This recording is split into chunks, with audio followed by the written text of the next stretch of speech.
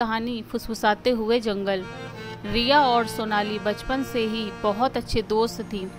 दोनों ने साथ में कॉलेज की पढ़ाई पूरी की और फिर एक एडवेंचर ट्रिप पर जाने का फैसला किया। उनकी योजना थी कि वे वहीबल फॉरेस्ट में ट्रैकिंग करने जाएं, जो एक पुराना और रहस्यमय जंगल था। जंगल के बारे में कई तरह की बातें सुनने को मिल चुकी थी, जैसे वहाँ अजीब घटनाएं घटती हैं और कुछ लोग जो वहां गए वे कभी लौटे नहीं। रिया और सोनाली को पहले तो इन सब अफवाहों पर यकीन नहीं हुआ और दोनों ने इसे सिर्फ एक रोमांचक ट्रैकिंग एडवेंचर मानकर जाने का फैसला किया।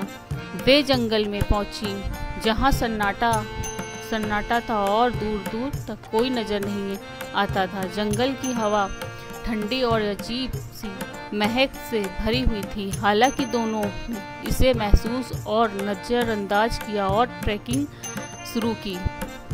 जंगल में कुछ घंटे चलते चलते सोनाली को महसूस हुआ कि जैसे कोई फुसफुसाते हुए आवाज़ें सुनाई दे रही हों।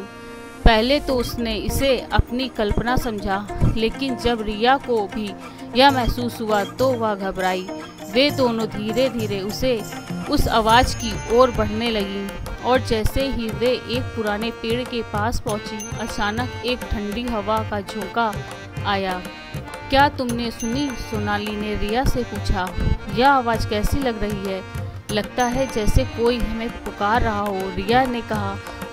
उसकी आवाज़ में डर था। हम यहाँ से लौट चलें, यह जगह ठीक नहीं लग रही। लेकिन सोनाली ने सोचा कि यह कोई भ्रम होगा और वे आगे बढ़ने लगी। दोनों ने इस आवाज़ को नकारा, लेकिन भीतर एक अजीब डर था जो दोनों को महसूस हो रहा था। जब वे जंगल के गहरे हिस्से में पहुंचने वाले थे, अचानक एक तेज चीख सुनाई दी जो रिया और सोनाली को हैरान कर गई। वे डर के साथ पीछे मुड़ी, लेकिन चारों ओर कोई नहीं था। जंगल और भी घना हो गया था और अब उन्हें महसूस हो रहा था कि कोई उनके पास है, लेकिन वह दिखाई नहीं दे रहा था। एक पल को रिया ने सोचा कि शायद यह एक आत्मा हो और सोनाली को भी अब महसूस होने लगा कि इस जंगल में कुछ तो गड़बड़ है। तभी वे दोनों एक पुराने घने पेड़ के पास पहुंच गई। पेड़ के नीचे कुछ पुरानी वस्तुएं पड़ी थीं। वहां एक पुरानी डायरी और कुछ तस्वीरें पड़ी थीं। जब रिया ने उन तस्वीर को देखा तो वह चौंकी। उनमें एक तस्वीर में एक महिला का चेहरा था जो एक अजीब सी मुस्कान के साथ दिख रही थी।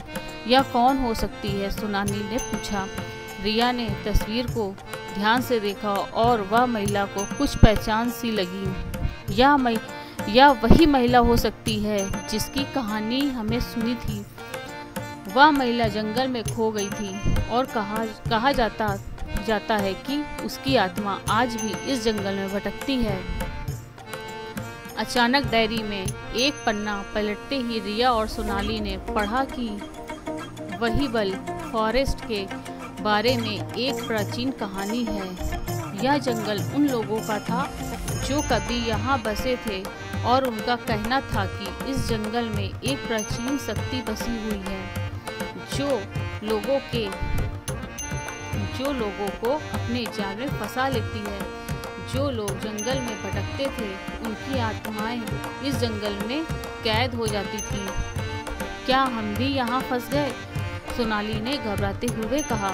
रिया ने डरी आवाज में कहा, हमें जंगल से बाहर निकलना होगा। जैसे जैसे वे पेड़ के नीचे खड़ी डायरी को पढ़ रही थी, उन्हें फुसफुसाहट सुनाई दी और अचानक उनके सामने वही महिला आ गई जो तस्वीर में थी। उसकी आंखें चमक रही थी और उसका चेहरा आधा खौफनाक और आधा रोशनी से भरा हुआ था। तुम लोग क्यों आए हो? महिला की आवाज़ गूंज रही थी। रिया और सोनाली भय से कांपने लगी, लेकिन रिया ने साहस जुटाया और कहा, हम सिर्फ यह जानना चाहते हैं कि आप कौन हैं और इस जंगल में क्या हो रहा है। महिला की आत्मा ने कहा, मैं उस समय की हूँ जब यह जंगल बसा था, मेरी आत्मा अब भी इस जगह में बसी है।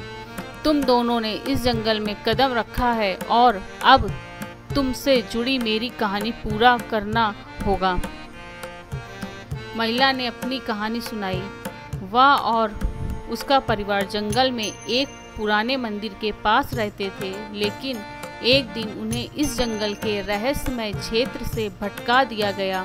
धीरे धीरे उनकी आत्माएं जंगल में बसी और अब यह जंगल एक प्रेत बाधित स्थान बन चुका था।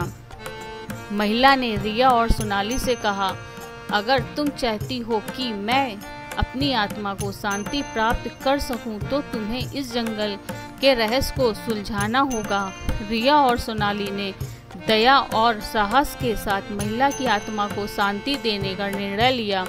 उन्होंने जंगल में एक प्राचीन पूजा स्थल खोजा और वहां कुछ विशेष मंत्रों का उच्चारण किया। जैसे ही वे मंत्र बोलते गए, महिला की आत्मा हल्की रोशनी में परिवर्तित हो गई और फिर वह शांतिपूर्वक गायब हो गई। रिया और सोनाली ने महसूस की जंगल का वातावरण अब शांत हो गया और हवा में हल्की खुशबू थी और वह खुशबुसाहट अब गायब हो चुकी थी। वे दोनों यह जान चुकी थी कि कभी कभी आत्माओं और प्राचीन शक्तियों से जुड़े रहस्य हमें डराते हैं, लेकिन अगर हम उनका सही रास्ते से सामना करें तो हम उन्हें शांति दे सकते हैं। अंत में वे दोनों जंगल से बाहर निकल आईं और सभी अफवाहों और डर को पीछे छोड़ते हुए अपने घर लौट आईं। अगर आपको यह कहानी पसंद आई हो तो हमारे चैनल को सब्सक्राइब जरूर करें और भी भूतिया कहानी देखें।